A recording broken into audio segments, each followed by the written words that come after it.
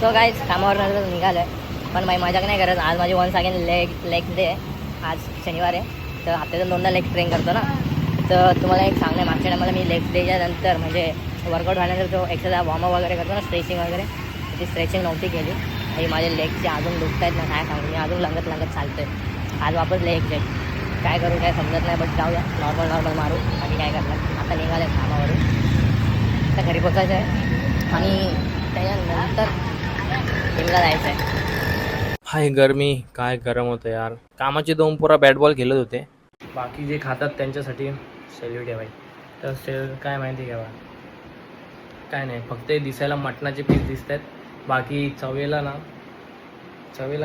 कोणत्या जाऊ दे भाई, जे आहे ते अन्न आहे. यो एक दादा करत मागे येतो. घरात होतो तिथे पण, टेरेसवर गेलो तिथे पण दादा करत स्वतः चालता भाई मागं. त्यानंतर दादा तो खेळत बसला, त्याच्यामुळं काही टेन्शन नव्हतं. नाही तर मला माझं काम करायला नसा भेटला. काहीच काय माहिती काय झाला, पोस्ट प्री वर्कआउट घेतला आणि झोपून गेलो डायरेक्ट. तर जाऊ लवकर जिमला. आता उठल्या आणि पोटात आहे म्हणजे अजून पण, म्हणून बोलू जाऊ जिमला जाऊन येऊ, वापस कामाला जायचं आहे. सो शोल्डर मारू फक्त आज.